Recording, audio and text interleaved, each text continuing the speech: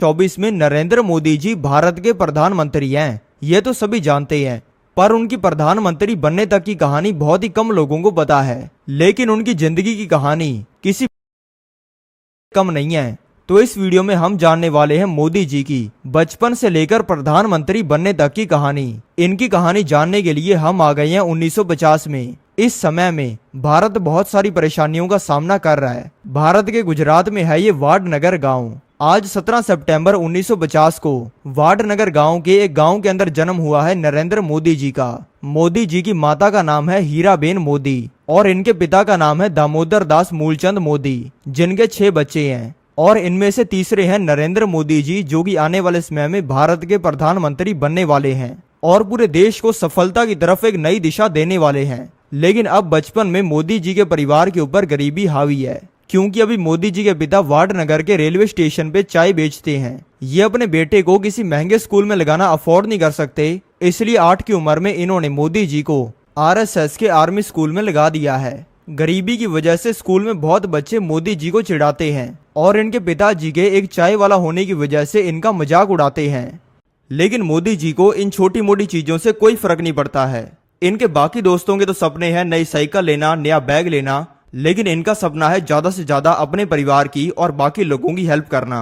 मोदी जी के पिता की वाडनगर रेलवे स्टेशन पर चाय की टपरी है और घर की स्थिति खराब होने की वजह से इन्होंने इसी टपरी पर काम करना शुरू कर दिया है। अब ये रेलवे स्टेशन पर चलने वाली ट्रेनों के अंदर जाकर उनमें बैठे लोगों को चाय बेचती हैं। इतने छोटे बच्चे को चाय बेचते हुए देखकर कई लोग उनको कुछ पैसे ज्यादा दे देते हैं और इस पैसे को मोदी जी दे देते हैं रेलवे स्टेशन पर बैठे गरीब लोगों को उनकी हेल्प करने के लिए। अब भारत की जंग शुरू हो गई है चाइना के साथ में और इसीलिए वाडनगर स्टेशन से हर घंटे कई सारी ट्रेन गुजरती हैं फौजियों को लेकर और मोदी जी इन सभी फौजियों को बिल्कुल फ्री के अंदर चाय पिलाते हैं। ये पढ़ने के अंदर तो ठीक ठाक स्टूडेंट हैं, लेकिन स्कूल की बाकी चीजों के अंदर इनका बहुत ही ज्यादा इंटरेस्ट है। जब भी मौका आता है कोई स्पीच देने का, किसी नाटक के अंदर भाग लेने का या फिर लोगों के हक के लिए उनकी आवाज उठाने का, तो ये हमेशा आगे रहते हैं।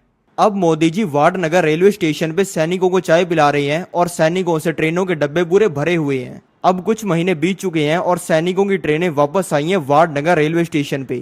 बहुत सारे सैनिकों की लड़ाई में मौत हो जाने की वजह से ट्रेन के डब्बों के अंदर सैनिक बहुत कम है, इसलिए बचपन में ही मोदी जी का दिल टूट चुका है, क्योंकि कुछ महीने पहले जिन सैनिकों को उन्होंने चाय पिलाई थी उनमें से बहुत सारों की लड़ाई में मौत हो चुकी है।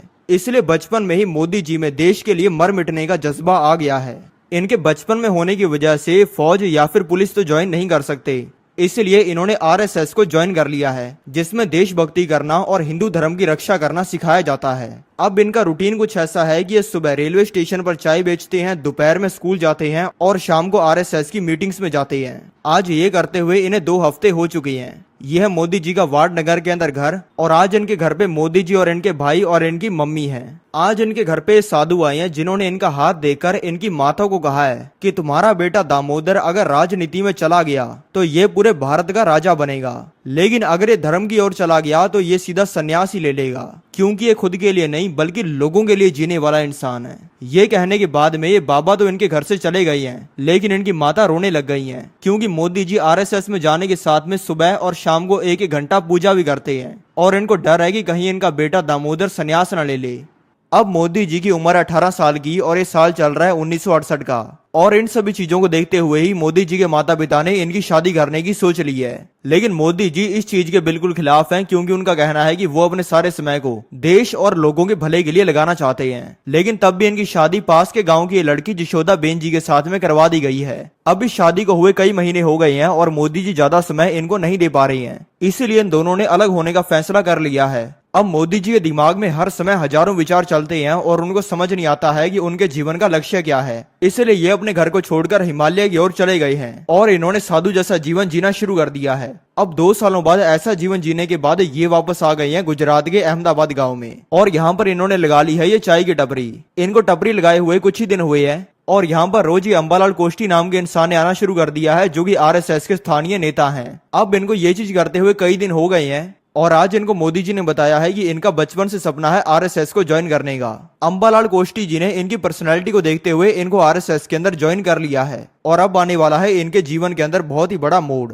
अब मोदी जी ने कर लिया है आरएसएस को ज्वाइन और ज्वाइन करते ही इन्होंने कर दिया है अपना पहला आंदोलन। ये आंदोलन इन्होंने किया है गुजरात के मुख्यमंत्री के खिलाफ। अब थोड़े ही समय में ये आंदोलन इनका इतना बड़ा बन गया है कि गुजरात के मुख्यमंत्री को इस्तीफा देना पड़ गया है। लेकिन अब आ गया है 1975 का टाइम और इंदिरा गांधी ने लगा दी है देश के अंदर इमरजेंसी, और इस इमरजेंसी में इन्होंने आरएसएस जैसे सभी संगठनों को बैन कर दिया है और इससे आरएसएस संगठन कमजोर होना शुरू हो गया है। लेकिन आरएसएस संगठन इसके बिल्कुल खिलाफ है। इसी वजह से आज मोदी जी और इनके आरएसएस के सभी दोस्त आपस में बात कर रहे हैं कि कैसे ये कुछ ऐसा करें जिससे सरकार इमरजेंसी वापस ले ले। मोदी जी का इस बारे में कहना है कि अगर हम ऐसा करना चाहते हैं तो हमें इंटरनेशनल मीडिया तक अपनी बात पहुंचानी पड़ेगी। इनके दोस्त पूछ रहे हैं कि हम ऐसा करेंगे कैसे। मोदी जी का कहना है कि इसके लिए हमें दिल्ली जाना पड़ेगा, क्योंकि दिल्ली में होने वाली है इंटरनेशनल कॉन्फ्रेंस, क्योंकि वहां पर पूरी दुनिया से पहुंचे हुए रिपोर्टर्स और लीडर्स होंगे। आज है इंटरनेशनल कॉन्फ्रेंस का दिन और यह है इंटरनेशनल कॉन्फ्रेंस की बिल्डिंग। अब आरएसएस के काफी सारे लोग चालाकी से प्लानिंग बनाकर चले गए हैं इस इंटरनेशनल कॉन्फ्रेंस की बिल्डिंग में और पहुंच गए हैं इसके सेंटर में जहां पर हो रही है इंटरनेशनल कॉन्फ्रेंस की मीटिंग। और यहाँ पर आज है इंटरनेशनल कॉन्फ्रेंस का दिन और यह है इंटरनेशनल कॉन्फ्रेंस की बिल्डिंग। अब आरएसएस के काफी सारे लोग चालाकी से प्लानिंग बनाकर चले गए हैं इस इंटरनेशनल कॉन्फ्रेंस की बिल्डिंग में और पहुंच गए हैं इसके सेंटर में जहां पर हो रही है इंटरनेशनल कॉन्फ्रेंस की मीटिंग। और यहाँ पर इन्होंने पूरी दुनिया से लीडर्स के सामने अपनी आवाज उठा दी है और ये आ गए हैं गुजरात में वापस। अब ये करके आए इनको कुछ दिन हो गए हैं और वही हुआ है जो ये चाहते थे। और अब सरकार ने इमरजेंसी को 1977 में वापस ले लिया है और इससे मोदी जी का ओहदा आरएसएस में काफी बढ़ गया है और इनको आरएसएस का रीजनल ऑर्गेनाइजर बना दिया गया है। और इसी खुशी में मोदी जी ने एक किताब भी लिख दी है जिसका नाम इन्होंने रखा है संघर्ष मां गुजरात। और अब इसके 3 सालों बाद 1980 में भारत में जन्म हुआ है बीजेपी पार्टी का। अब इसमें काम करने वाले लोग बीजेपी पार्टी का नाम बड़ा करना चाहते हैं और इसके लिए सोमनाथ से लेकर अयोध्या तक एक रथ यात्रा निकालना चाहते हैं जिसमें सभी हिंदू एकजुट होकर हिंदू धर्म की अच्छी चीजों को पूरे देश में फैलाएं। और इन्होंने ढूंढना शुरू कर दिया है एक ऐसे इंसान को जो कि इतनी बड़ी चीज को कर सके और इनको पसंद आए हैं नरेंद्र मोदी जी ये करने के लिए। और मोदी जी ने अब ये रथ यात्रा भी कर दी है। इस रथ यात्रा से भारत में हिंदू धर्म की गूंज सुनाई दी और लोगों ने बीजेपी का जम के समर्थन किया। ये देखकर बीजेपी के सभी नेताओं ने मोदी जी की बहुत रिस्पेक्ट करनी शुरू कर दी है और बीजेपी में उनका ओहदा और बढ़ गया है। और इसी वजह से अब इनको परमिशन मिल गई है बीजेपी की मेन मीटिंग्स के अंदर जाने की और इनमें इन्होंने जाना शुरू कर दिया है। ऐसा करने की वजह से ही अब बीजेपी में ये अटल बिहारी वाजपेयी और अमित शाह जी के करीब आ चुके हैं और इनसे इन्होंने पॉलिटिक्स के बारे में सीखना शुरू कर दिया है। अब बीजेपी के स्टेट असेंबली इलेक्शन होने वाले हैं। अगर ये इसे जीत जाते हैं तो गुजरात में बीजेपी की सरकार बन जाएगी। आसानी से ऐसा हो जाए, इसी वजह से मोदी जी ने बीजेपी के लिए एक शानदार स्ट्रेटजी तैयार की है और इसी के चलते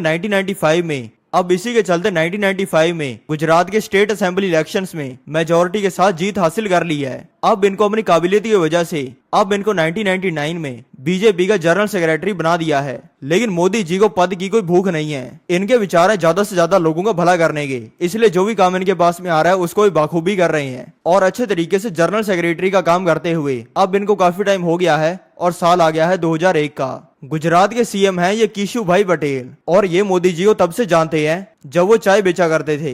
लेकिन अब केशुभाई पटेल जी की सेहत बहुत ही खराब रहनी शुरू हो गई है और इन्होंने सोच लिया है किसी और इंसान को बीजेपी का सीएम बनाने का। ये मोदी जी पर सबसे ज्यादा भरोसा करते हैं, इसलिए इन्होंने मोदी जी को ही गुजरात का सीएम बना दिया है। सीएम की गद्दी पर आते ही मोदी जी ने वो कर दिया है जो कि पिछले कुछ सालों में गुजरात के सीएम की गद्दी पर बैठे किसी भी इंसान ने नहीं किया था। इन्होंने ईमानदारी से काम करते हुए गुजरात के सबसे बड़े 3 सेक्टर इकोनॉमी, एग्रीकल्चर और टेक्नोलॉजी को बहुत ही ज्यादा बूस्ट कर दिया है और इसी से गुजरात की ग्रोथ बहुत ही तेज हो गई है और भारत के लगभग हर इंसान ने गुजरात की और गुजरात के सीएम मोदी जी की बात करनी शुरू कर दी है और पूरे देश के लोगों ने उनको एक स्ट्रॉन्ग लीडर मानना शुरू कर दिया है।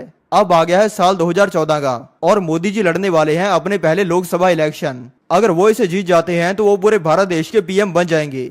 लेकिन मोदी जी का इन इलेक्शंस के बारे में सोचना है कि मैं गरीब घर का चाय बेचने वाला लड़का हूँ, मुझे लोगों के प्यार ने गुजरात का सीएम तो बना दिया, लेकिन मेरे लिए पीएम बनना बहुत ही मुश्किल चीज है, क्योंकि ना ही तो मैं कोई अमीर घराने से आता हूँ और ना ही मेरा परिवार पुश्तों से पॉलिटिक्स में है और ना ही मेरे ऊपर भारत के सबसे बड़े लोगों का हाथ है। मोदी जी इस बात को अच्छे से जानते हैं, लेकिन तब भी इन्होंने लोकसभा के इलेक्शन में पूरी मेहनत की है। लेकिन अब वो हो गया है जिसके बारे में किसी ने भी सोचा नहीं था। मोदी जी ने इन इलेक्शंस में रिकॉर्ड ब्रेकिंग विक्ट्री हासिल कर ली है, जिससे एक बचपन में चाय बेचने वाला लड़का अब बन गया है भारत का पीएम। मोदी जी की इस शानदार कहानी को देखकर हर इंसान को उन पर विश्वास होता है और इसी वजह से फिर भारत की जनता ने उनको 2014 और 2019 के भी इलेक्शंस में पूरा प्यार दिया है। मोदी जी जब से पीएम बने हैं तब से उन्होंने demonetisation, GST, surgical strikes, article 370 को हटाना, इस तरीके के अनगिनत अच्छे काम किए हैं। मैं चाहता हूं कि मोदी जी अपने सभी सपनों को पूरा करें और भारत देश का नाम